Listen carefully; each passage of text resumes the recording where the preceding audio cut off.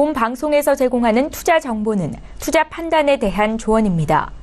방송에서 제공하는 주식의 가치, 가격 상승 및 가격 하락에 대해서는 방송사에서 보장하지 않습니다.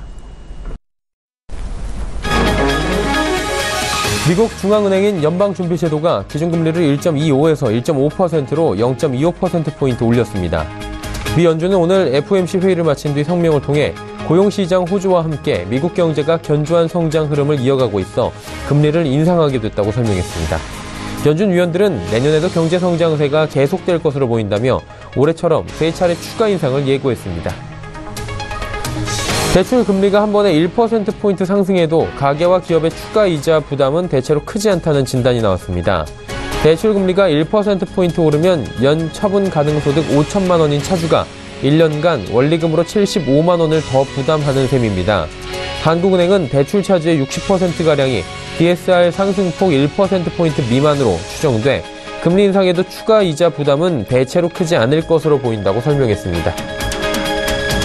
과학기술정보통신부와 산업통상자원부는 지난달 우리나라의 정보통신기술 분야 수출액이 186억 2천만 달러, 수입액이 94억 8천만 달러로 집계됐다고 밝혔습니다. 수출은 지난해 같은 달보다 25.9% 늘어난 것으로 역대 1위 ICT 수출 실적인 올해 9월에 이은 2위에 해당한다고 정부는 설명했습니다. 지난달 ICT 수출을 품목별로 보자면 반도체가 97억 6천만 달러, 68.5% 증가하며 전체 수출 호조를 이끌었습니다. 정부는 거래를 전면 금지하지는 않되 투기와 자금 세탁, 개인정보 유출 등 부작용 차단을 위해 거래소 규제를 강화하며 미성년자나 외국인 등은 아예 가상화폐 거래를 할 수 없도록 조치했습니다. 특히 은행권의 신규 가상계좌 발급 중지 및 기존 계좌 폐쇄 등과 맞물리며 가상화폐 거래의 과열 현상이 상당 부분 잡힐 수 있을 것이라는 분석도 나옵니다. 하지만 미성년자 금지 등 일부 다른 대책에 대해서는 업계나 4차 산업혁명에 부정적 영향을 줄 수 있다는 우려도 제기가 됩니다.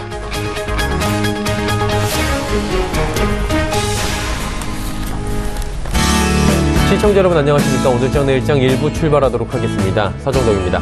조금 전 헤드라인 뉴스에서도 전해드렸고요. 간밤에 속보로 전해들으신 분들이 더 많으실 겁니다. 미 연준이 기준금리를 예상한 대로 1.5%까지 끌어올렸습니다. 0.25%포인트가 상승한 건데요. 시장에서 어차피 인상에 대한 확신이 있었습니다. 올라갈 게 제대로 올라간 것이다. 오히려 불확실성에 대한 제거 측면으로 현재 보는 부분이 강합니다. 거래소 쪽은 그러다 보니 오랜만에 외국인 매수 들어오면서 지수가 상승하고 있고요. 분위기 좋아지고 있습니다. 오랜만에 매수에 동참하고 있는 외국인, 지난주부터 이번 주까지 처음으로 매수하는데요. 전기전자업종과 금융업종 주로 사들이고 있고요. 이 두 섹터 자체가 시가총액에서 차지하는 비중이 높다 보니 지수 자체가 상당히 올라가고 있습니다. 하지만 코스닥 시장은 장중에 변동성을 보이면서 지수가 여전히 혼조세를 보이고 있는 모습입니다. 시가총액 상위 종목 대다수의 종목들이 파란불인데 일단 바이오제약주 시가총액 상위 대다수를 차지합니다. 오늘 좀 혼조세를 보이고 고전합니다. 또 중국 관련 소비주들도 어제는 좋았는데 오늘은 지지부진한 흐름을 보여주고 있습니다. 겨울방학이 이제 다가오고 있는데요. 겨울방학 특수를 맞아서 게임 관련주들 대작 내놓고 있는 게임 관련주만이 조금의 오름세를 보이고 있는 정도인데 또 선물옵션 동시만기일입니다. 올해 들어서 이제 마지막인데 오늘 우리 증시 변동성이 그렇게 굉장히 크진 않지만 끝까지 방심할 수 없는 상황이고요. FOMC 이후에 22회의도 있고요. 이후에 국제정세도 함께 살펴봐야 되는 중요한 시점입니다. 자, 오늘장 내일장에서 확인해 보시길 바랍니다. 본 방송에서 제공해드리는 정보는 투자 판단에 대한 조언일 뿐입니다. 해당 주식의 가치와 또 수익률을 보장해드리지 않는다라는 점 참고하고 시청해주시면 감사하겠습니다. 자, 코스피부터 먼저 만나보도록 하죠. 코스피는 1%가 넘게 올라갑니다. 오랜만에 2,500포인트 단숨에 돌파를 했고요. 2,512.43포인트에서 거래가 되고 30포인트가 넘게 상승하고 있는 코스피 지수입니다. 일중 흐름들 체크해보도록 하죠. 일중 흐름 보시면 2,485포인트 때부터 2,513포인트 때까지 꾸준하게 우상이 향하고 있는 모습이고요. 전체적으로 분위기 괜찮습니다. 시가총액 상위 종목들이 괜찮은데 일단은 시총 보기 전에 투자자별 매매 동향부터 보도록 하겠습니다. 기관이 5,755억 원 강하게 매수합니다. 어제 이어서 오늘도 매수세 강하게 기관이 들어오고 있는데 금융투자, 투신, 연기금 할 것 없이 전주체가 골고루 삽니다. 그리고 오늘 외국인이 261억 원 샀는데 매수 물량이 좀 많이 줄어들었습니다. 시간이 가면 갈수록 외국인이 매수는 하고 있는데 매수 물량이 줄어들고 있다. 이 부분 보셔야 됩니다. 오늘 선물옵션 동시만기일이고요. 어제까지 좀 푸 쪽에 외국인이 지금 배팅을 하고 있었던 터라 오늘 외국인의 동향을 좀 잘 봐야 될 것 같습니다. 개인 같은 경우에 6,002억 원 오늘도 매도하고 있는 모습입니다. 시가총액 상위 종목들의 흐름 살펴보도록 하겠습니다. 전체적으로 빨간불인데요. 삼성전자, SK하이닉스 잘 달립니다. 삼성전자 260만원 회복, SK하이닉스는 소폭 상승입니다. 현대차도 오랜만에 1.32% 상승이고요. 포스코도 1%대의 흐름 가져갑니다. 다음 살펴볼까요? 6위부터 10위 종목들입니다. 네이버도 오늘도 올라갑니다. 조금씩 지금 우상향하면서 어느새 주가는 네이버 85만원 부근까지 왔습니다. LG화학이 40만원 무너진 뒤에 좀처럼 반등이 나오질 않습니다. 금융주들 오늘 좋습니다. 미국 금리 인상 나왔고요. 우리 시장에 대해서도 지금 한국은행 이주열 총재 발언이 오늘 이어서 계속해서 브리핑이 있었는데 1%가 올라가도 금리가 가계 부담이 생각보다 적다라는 이야기는 내년도에 우리 금리도 인상 가능성이 있다라는 점으로 지금 시장에서 파악을 하고 있고요. 금리 인상에 대한 수혜 금융주들이 받을 것이다 라고 직접적으로 이야기가 나옵니다. 그러다 보니까 KB금융 3.29% 올라가고요. 현대모비스 3,000원 상승합니다. 한국전력 모처럼 올라가면서 39,000원대 회복합니다. 11위부터 15위입니다. 삼성물산부터 SK텔레콤까지 전체적으로 빨간불이고요. 오늘 시가총액 1위부터 15위까지 모두 올라갑니다. 특히나 신한지주가 5만원 터치하는 모습 보여줍니다. 코스닥 보도록 하죠. 코스닥 시장은 약보합권입니다. 771.06포인트 1포인트 하락하면서 0.15% 하락세 가져갑니다. 오늘 코스닥은 오르락 내리락 하는데 일중 흐름 보면서 자세히 이야기해 보도록 하죠. 자, 코스닥 지수 같은 경우에 장 초반에 777포인트였습니다. 그리고 장 초반에 급락이 좀 나왔고요. 765포인트까지 빠졌다가 이후에 회복을 하면서 지금 보합권 수준에서 위아래로 움직이고 있는 상황입니다. 1포인트 상승, 1포인트 하락 정도 지금 움직이고 있는 그래프들 확인하실 수가 있습니다. 수급 조치 만나보도록 하죠. 개인만 삽니다. 개인이 1977억 원 강하게 사고요. 기관 외국인 동반 매도하는데 기관이 982억 원, 외국인은 946억 원 각각 순 매도하고 있는 상황입니다. 시가총액 상위 종목들 살펴보도록 하죠. 셀트리온, 신라젠, CJ에는 모두 빠집니다. 셀트리온 헬스케어만이 1.72% 올라가는 수준이고요. 어제 급등 나왔던 티슈진 오늘도 200원 상승합니다. 자, 6위부터 10위까지도 만나보도록 하죠. 로엔, 메디톡스, 바이로메드 빠집니다. 그리고 펄어비스와 포스코캠텍 올라가는데 오늘 게임주들 전체적으로 좋습니다. 펄어비스 대작 기대감이 MMORPG 지금 검은 사막 모바일 버전에 대한 기대감이 계속 나오고 있는데 펄어비스 21만 1,900원까지 지금 올라가고 있습니다. 포스코캠텍도 강보합입니다. 다음 살펴보도록 하죠. 파라다이스부터 SK머티리얼까지 전체적으로 파란불 보여주고 있는 상황입니다. 원달러 환율 살펴보도록 하죠. 원달러 환율 오늘 1086원 70전에 거래가 되면서 원화 강세 보여주고 있는 상황입니다. 국내 양시장 여기까지 짚어보도록 하죠.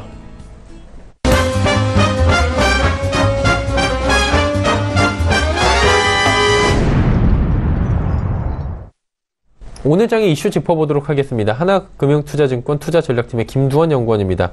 연구원님 안녕하십니까? 안녕하세요. FOMC 얘기부터 당연히 해야 될 것 같습니다. 예상한 대로 0.25%포인트 지금 금리 인상이 단행이 됐습니다.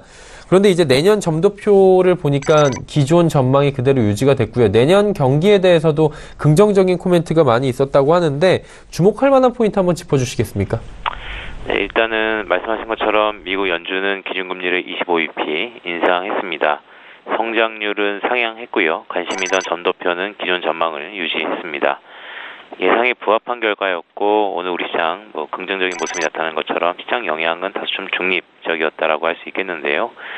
실제로 FOMC 종료 이후에 미국 시장을 보면 시장 금리와 미국 달러는 하락했고요. 금융주 주가 역시 약세를 보이면서 뉴욕 증시는 혼조세 마감을 보인 상태입니다. 개인적으로 주목하는 부분은 크게 한 두 가지인데요. 첫 번째로는 연준 위원들의 물가 전망치의 변화가 없었다는 점입니다. 올해 물가는 1.7%를 기록하고 내년에는 1.9%로 소폭 상향될 것으로 보지만 이 역시 연준 목표치인 2%에는 부족할 것으로 내다보고 있고요.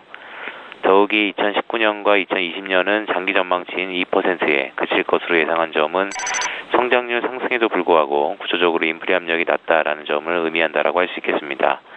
두 번째로는 성장률인데요. 올해와 내년 성장률 전망치는 각각 2.5%로 지난 9월 전망보다 올해는 0.1%포인트, 내년은 0.4%포인트 상향 조정했습니다. 다만 여전히 장기 성장률 전망치는 기존대로 1.8% 수준을 유지했다는 점은 아무래도 트럼프 세제 개편안이 미국 경제에 있어서는 중장기적이라기보다는 단기적이다라는 것을 시사한다라고 할 수 있겠습니다. 그렇다면 이제 미국의 향후 금리 인상 속도에 대해서 우리가 이 부분을 제일 관심을 갖고 있었던 것 같아요. 점도표 부분은 올해 예상치하고 또 부합하게 그대로 나왔는데 이에 따라서 외환시장 영향들도 있는 것 같습니다. 오늘 원화가 또 강세를 보이고 있는데 전반적으로 좀 짚어주시겠습니까?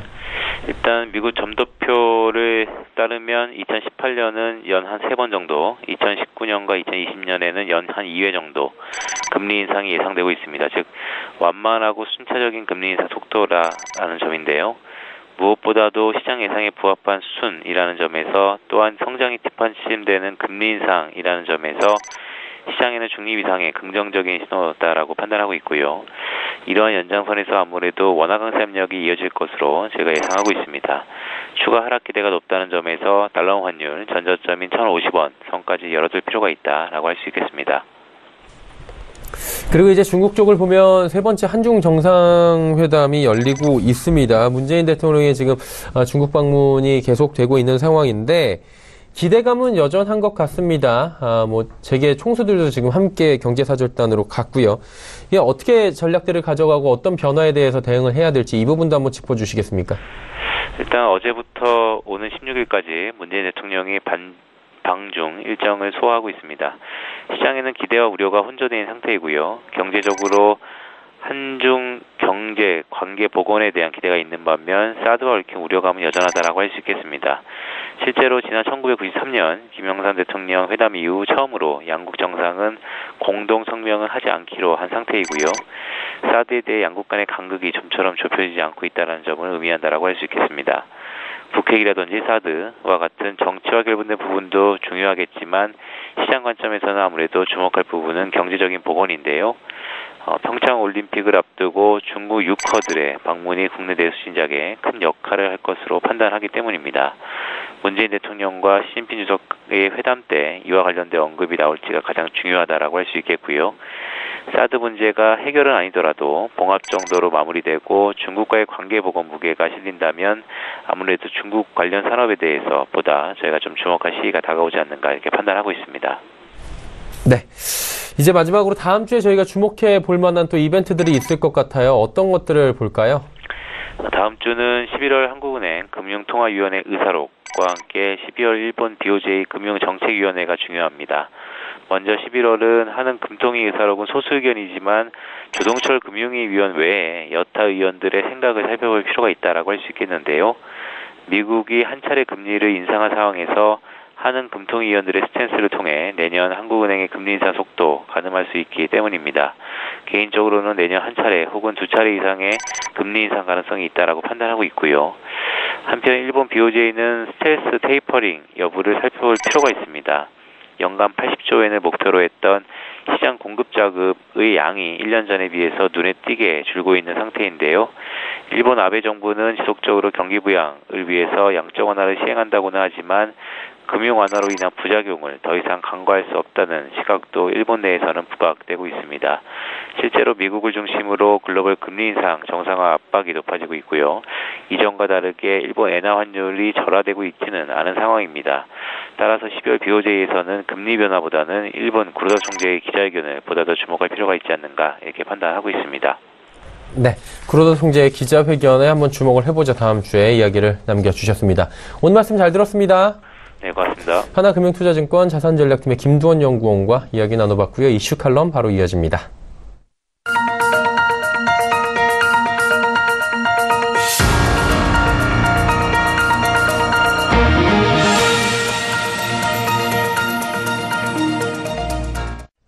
마켓 리더들과 함께하는 시간 이슈 칼럼 시간입니다. GFM 투자연구소 이진우 소장과 함께합니다. 소장님 안녕하세요. 네, 안녕하세요. 네, 이야기 어떤 거 할지 알고 계시죠? FMC 일단 여쭤봐야 될 것 같은데 네. 조금 전에도 간략하게 들어봤고요. 좀 자세히 좀 듣도록 하겠습니다. 네. 예상한 대로 지금 나왔다라고 시장은 판단을 하고 있고요. 네. 일제히 기사에서 쏟아져 나오는 내용은 헤드라인이 그거더라고요. 불확실성의 해소 측면이다. 결국에 긍정적이라는 건데 어떻게 진짜 불확실성이 해소되고 좀 경계감이 풀린 겁니까? 어떻게 봐야 됩니까? 네. 같이 이렇게 좀, 엮어서 봐야 될 것 같은데요. 예. FMC하고 지금 미국의 엘라베마 주에 상원의원 보궐선거가 있었지 않습니까? 예, 예. 그 보궐선거는 지금 법무장관으로 발탁된 세션스 장관이 그쪽에 상원의원이었다 보니까 이제 장관으로 입각하다 보니 그 이제 보궐선거였고, 예. 그 엘라베마 주는 미시시피 주나 할 것 없이 그쪽은 전통적으로 저 공화당원입니다. 저 뭐 기독교 신자입니다 하면은 뭐 거의 다 되는 쪽이었대요. 네. 우리나라에도 뭐 그런 경향이 없지 않은 지역들이 몇 군데 있긴 합니다만. 예, 그렇죠. 예. 네. 거기서 이제 같이 이제 엮어서 봐야 되겠는데 우선 FMC부터 한번 보시죠. 예. FMC 아까 김돈 연구원 잘 설명해 주셨습니다만 한번 실제 점도표의 변화 가운데 미세한 부분을 시장은 아직도 이제 봅니다. 자, 여기 보시면은, 왼쪽에 좀 짙은, 빨간색에 가까운 이게 지난 9월 달에 찍었던 점도표고요. 네. 이게 이제 파란색이 이번에 찍은 겁니다. 자, 지금 처음에 나온 이건 2017년 말이니까 그대로 됐죠. 1.25에서 1.5가 돼야 되지 않겠느냐. 여기 아래쪽에 올리지 말려 했던 두 사람이 나오는 거죠. 예. 이게 이제 이 두 사람이 이 사람이었다는 거죠. 성명서에 아예 이름이 나옵니다. 찰스 에반스 시카고 연방은행 총재. 이 사진은 연준 홈페이지에 들어가서 그대로 캡처한 사진인데요. 예. 시카고 연방은행이 관할하는 지역은 오른쪽에 보시다시피 이렇습니다. 오데오 지역 중심에. 예. 자, 그 다음에 닐 카시카리 미네아폴리스 연방은행 총재. 이 양반도 전력은 2008년 금융위기 터지고 나서 헨리 폴슨 그 당시 미국 재무장관이 7천억 달러에 달하는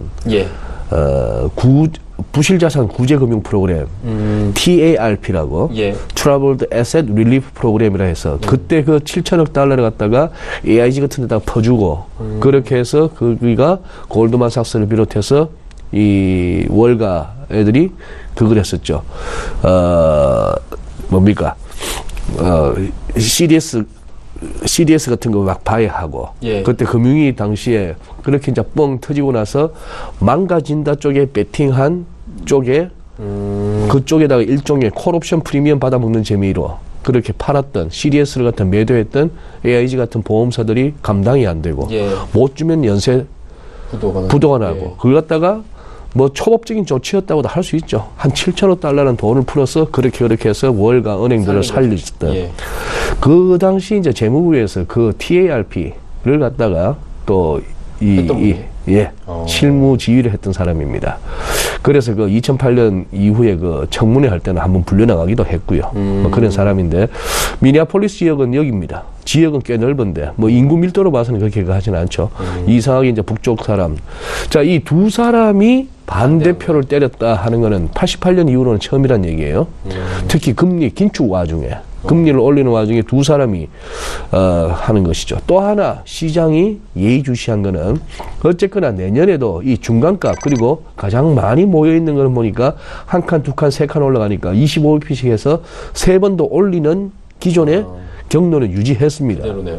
그런데 지금 아래 위로 좀 이렇게 많이 벌어져 있죠. 위로는 한 2.5에서 2.75까지도 금리를 올리자는 사람이 한 명 있을 정도로 아래쪽에는 심지어 2018년, 2019년에도 현 상태에서 금리 올리지 말자는 사람이 한 명 있네요. 좀 전에 봤던 찰스 에반스나 카시카리 중에 한 명일 텐데, 자, 이렇게 아래 위로 이렇게 폭이 넓다는 얘기는 아래쪽은 소위 말하는 비둘기파, 위쪽은 매파인데, 지난 9월 대비 위에, 중간가 위에 5명에서 4명으로, 아래쪽에는 5명에서 6명으로, 뭐 이런 식으로 해서 시장이 보기에는 차라리 완화적이다. 뭐 이렇게도 봤는데 그것 때문에 이렇게 움직였다기보다는 뭐 아까 타이틀을 그렇게 잡아주셨네요. FMC 이후의 연말 증시 전략은 뭐 결론부터 말씀드릴게요. 오늘 우리 코스피가 저렇게 뛰고 하는 거는 어제 외국인들이 어제 그저께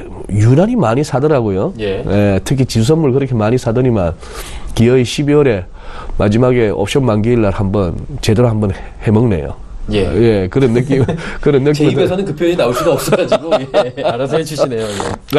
제대로 한번 해먹는데, 훌쩍, 2,500을 살짝 넘는 정도도 아니고, 2,510포인트도 넘는 저 정도까지 해서 이제 장마평까지도 저 분위기가 이어질 것 같은데, 모처럼 옵션 만기일 동안 변동성입니다.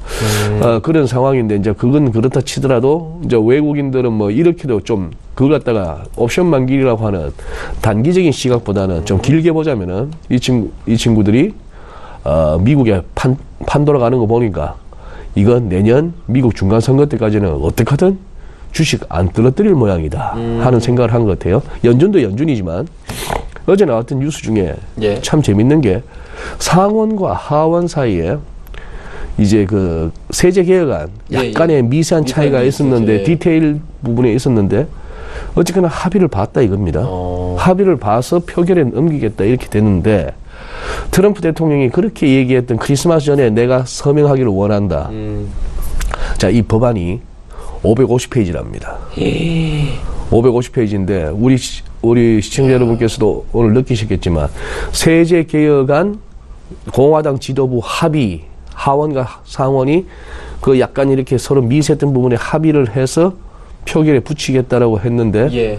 전부 보니까 기사를 보셨으면 느끼시겠지만 최고 39%였던 법인세를 21%로 합의봤다. 예. 기존에 20%냐 하다가 21%. 1% 올리는 자, 근데 그거 말고 예. 정말 궁금한 거는 굉장히 많아요. 기존에 주 차원에서 공제받았던 거 연방 세금 낼 때 어떻게 되느냐 하는 부분을 해서 지난주에 살짝 말씀드렸나요? AMT라고 Alternative Minimum Tax라 해서 예. 아무리 예전에도 이것저것 뭐 공제 받다 보면은 이거 뭐 세율이 10%대도 가고 이런 식이었단 말입니다. 법적으로는 30 몇 %였지만. 예. 그래서 있었던 게 뭐냐 하면은 적어도 미니멈 텍스, 법인 대체 최소 세율 뭐 이런 식으로 얘기를 해가지고 적어도 20%까지는 내야 된다. 무조건 하는 그게 있었단 말이죠. 예, 예. 그러니까 그걸 갖다가 상원, 하원 다 그 조항 없애자. 그래야 20%든 21%든 감세하고 나서 이런저런 공제를 받다 보면은 법인들 가운데는 20% 이하의 법인 세율이 적용될 수 있을 텐데 이게 살아 있으면은 예전에도 이거저거 공제 받다 보면 한 20% 정도까지는 내려왔는데 이게 무슨 감세냐 하는 얘기도 나올 수 있었던 걸 지난주만 하더라도 미치 매코넬이 그 토요일 날 자정 넘기는 그 표결 과정에서 막 손으로 휘갈기가면서 그 AMT를 살렸다가 예. 부활했다가 그것을 막 티격태격 했는데 저는 그게 궁금했어요. 이 조항을 어떻게 해결했지? 어떻게 됐어요? 암만 뒤져도 안 나와요. 암만 뒤져도 안 나와요. 이게 뭔 소리냐 하면은 알려고 하지 마라. 그냥 이만큼 두꺼운데 이거 제대로 보면 의원도 없고 기자들 너희들도 뭐 방송 언론도 이거 알려고 하지 마. 그냥 합의된 거야. 그냥 사인했어요. 그냥. 합의됐고 이제 표결해서 붙이면 돼 했는데 또 이번에는 엘라베마에서 도저히 이때까지 한 25년, 30년 가까이 거기는 나 공화당원이요 하면 다 되는 예. 그 지역에서 박빙으로 한 1.5%포인트 차이밖에 안 돼요. 투표 결과가. 예. 48.9, 47.4인가 그렇게 해가지고 예. 득표율이. 그러다 보니까 이 무어라는 이번에 패배한 양반, 예. 더그 존스 민주당 여기도 이제 됐지만 이 로이 무어라는 10대 소녀 뭐 성추행 건도 있었고 트럼프 대통령이 막 지원했다가 이번에 결국 잃었는데 예. 지금 51대 49였단 말입니다. 공화당이 상원에서 51 그리고 여기가 49였는데 예. 지금 이렇게 되면 어떻게 되죠? 50대 50대 아니 50대 50 되는 거 아니야? 이제 이렇게 되면 50대 50이 되는 거예요. 그렇죠. 50대 50이 되는 거예요. 이렇게 가는 거니까. 예. 아니 죄송합니다. 여기서 하나 정도가 그거 한데 문제는 어쨌거나 공화당에서 조금 약간 차후가 있고 정확치가 않습니다. 공화당에서 한 명만 반란표가 나오면은 이게 부결될 수 있는 그 상황까지 온 거예요.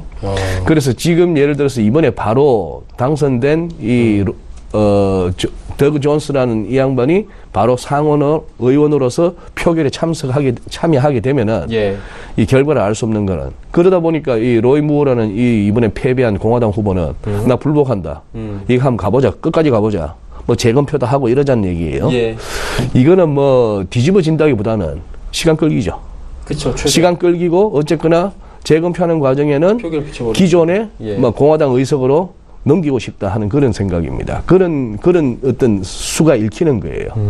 그러다 보니 이거는 뭐 이 의심은 굉장히 오래 가져갑니다. 오래 전부터 가져왔는데 그렇게 대통령 유세 과정에서는 우리나라 미국의 실업률도 뻥이고 뭐 다 거짓말이고 저 오바마 도우려고 저렇게 저금리를 정책을 갖다 오래 해온 옐런 내가 대통령이면 바로 자를 거야 했던 그 트럼프가 예. 되고 나니까 나 저금리 좋아하는 저금리형 인간이야. 옐런 참 좋아해. 그런 얘기하고 그 다음에는 주식이 조금만 올라서 치우면 되면은 꼭 침대에 누워서 또 트위터 날리죠. 예. 다 내 덕이다. 그쵸. 이렇게 한 거죠.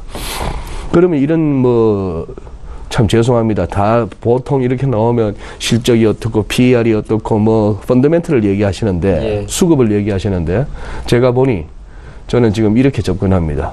트럼프 대통령이 주가에 목숨 걸었네요. 지금 여기서 더 빠지면은 뭐 내년 지방선거 뒤집어지고 이번에 그 박빙으로 그 엘라베마 주에서 상원을 갖다가 의석을 갖다가 하나 더 추가했을 때 사진으로 봤을 때 민주당 지지자들이 예. 그 환호하는 모습이 어떻게 보면 미국의 지금 트럼프 대통령을 뽑고 나서 상당히 후회하고 있을지도 모르는 대다수 시민들이 공감하는 장면인지도 몰라요. 만약에 주식마저 무너진다면 내년 선거에서 뒤집어지고 그렇게 되면 공화당 힘을 못 쓰죠. 다수당에서 소수당을 밀려나고 예. 그렇게 된다면은 지금 그냥 뮬러 특검 혼자 고군분투하고 있습니다만 그쯤 되면 이제 특검하고 의회하고 붙어서 정말 캐내겠죠. 이런 상황까지 그렇다면은 뭐 단순무식하게 말씀드립니다. 트럼프 대통령한테 무슨 뭐 당장 무슨 이상한 일이 안 생기면은 그냥 이 장은 그럭저럭 버티는 장이다라고 봐야 될 것 같네요.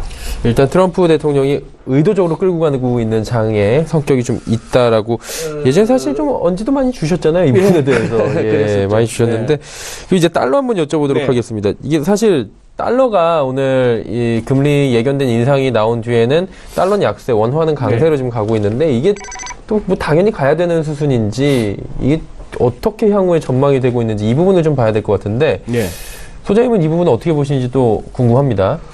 아, 죄송합니다. 이번 추위는 확실히 북극에서 내려와서 그런지 여느 때하고 달라요. 이번 주말까지 계속 춥고요. 예, 뼈를 파고드네요. 딴 얘기인데 13한 2온이라고 합니다. 3한 4온이 아니라 13한 2온. 13일 춥고 이틀 따뜻하고. 겨울이 그렇게 바뀌었다고 합니다. 예. 조심하세요, 감기. 예. 그런 상황. 달러 한번 다시 이야기해 보도록 하죠. 예. 그렇다면은 어제 연준에 이제 상식적으로 접근했을 때 힘든 거는 뭐야? 내년에도 연준은 3번 더 올리겠다는데 여전히 그런데도 왜 달러가 약해지는 거지 하는 의문이 생기는 거죠. 네네. 이 말씀도 좀 역설적으로 들리겠습니다만 달러가 약해져 줘야 금리 3번 올립니다. 달러가 막 강해버리면 금리 3번 못 올리는 거고 또 하나 버블로 가자는 얘기거든요. 그 얘기도 많이 나오더라고요. 네, 버블로 가자는 얘기인데 버블로 가려면 어떻게 되나요? 달러가 강해가지고는 버블 못 갑니다. 왜냐하면 본토로 다시 돈이 들어가고 하니까요. 즉 달러가 약하다는 얘기는 어떤 의미에서는 전 세계적으로 달러가 좀 풀린다는 얘기인데 그렇게 해서 달러가 전 세계적으로 풀리고 전반적으로 달러가 약세를 보일 때 증시는 좋았어요. 뭐 그랬던 면이 있었다고 본다면은 그리고 또 이제 시장은 또 그런 생각하는 거죠. 보니 연준도 금리 올리겠다고 하지만 작년 이맘때까지만 하더라도 소위 말하는 통화정책 다이버전스라는 패러다임이 통했어요. 미국은 앞으로 돈줄 쪼을 거야. 유로존 20이나 BOJ는 계속해서 풀 거야. 그러니 달러가 강해져야 돼 하는 것이 작년 이맘때까지였고 연초까지였고 그러나 해바뀔 그 무렵부터 해서 22도 테이퍼링 얘기가 슬며시 나오기 시작하고 하니까 뭐냐 하면은 나 혼자 긴축이야 너희들은 완화야 해서 이렇게 달러가 강해지다가 얘도 가지만 우리도 이제 결국 이렇게 하니까 달러가 혼자 강해질 수가 없었던 힘이 빠졌고 그게 컸고 트럼프 대통령의 보호무역주의라든지 달러 약세를 갖다가 노골적으로 원하는 듯한 그런 어떤 것들이 시장 흐름에 영향을 줬던 것이죠. 그리고 이것도 보시면은 뭐 어제 달러円같은 경우에 많이 빠졌는데 이 차트 한번 보시죠. 미국채 수익률입니다. 금리를 올렸음에도 불구하고 이거 지금 5분짜리 차트예요. 인베스팅닷컴에서 가져온 5분짜리 차트인데 어제 한 왼쪽 보시면 5.5bp 정도 빠졌습니다. 이게 CNBC 화면이죠. 네. 5.5bp나 하루에 5bp 같으면 많이 빠진 건데 여기서 개장 무렵에 그게 나왔어요. CPI 나오니까 빠졌어요. 예. 왜냐? 생산자 물가지수 그저께 나왔던 거는 굉장히 높았는데 전년 비. 예. 아니 생산자 물가지수가 높으면은 소비자 물가지수도 같이 높아져야 되는 거 아닙니까? 예. 요즘 참 이렇게 논리적으로 상식적으로 안 맞아드니까 힘들어 죽겠는데요. 어제 CPI가 또 안 좋았어요. 예. 예. 옷값 많이 떨어져. 신발값 떨어져. 그걸 갖고 또 이제 미국 경제를 까칠하게 보는 분은 그렇게 얘기합니다. 심지어 의사들의 진료비, 진찰비도 떨어졌어요. 이게 뭐냐?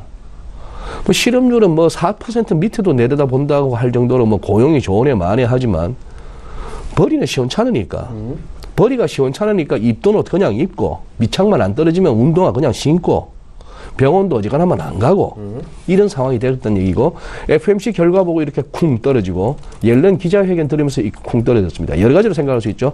인플레 절대 없다라는 시장의 판단 아니면은 경기 측면에서 펀더멘털 측면에서 그렇게 성장 좋아질 수 없다 뭐 이런 등등 금리가 저렇게 떨어지니까 또 달러 약세죠. 뭐 네. 그런 상황에서 뭐 어떻게 보면은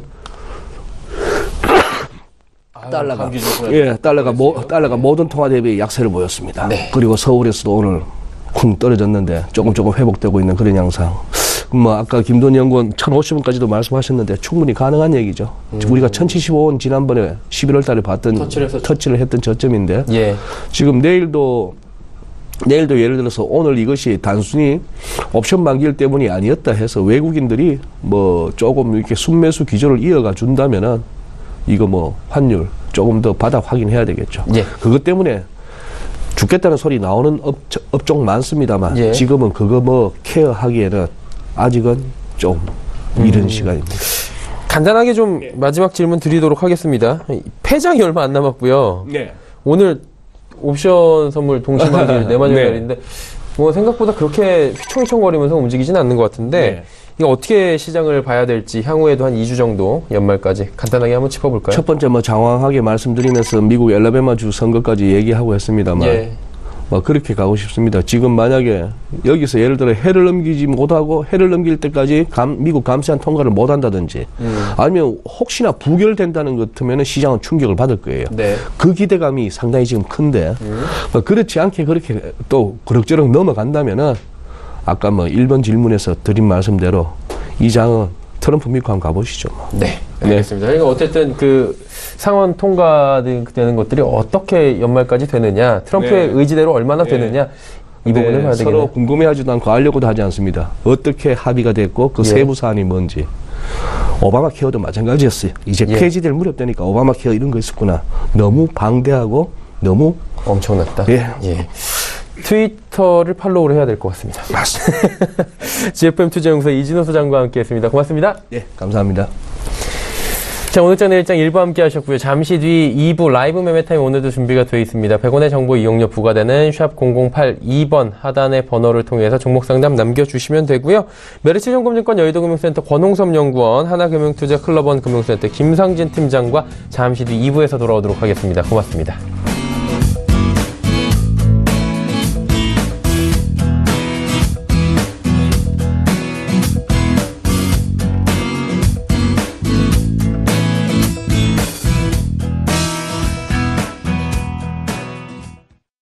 본 방송에서 제공하는 투자 정보는 투자 판단에 대한 조언입니다.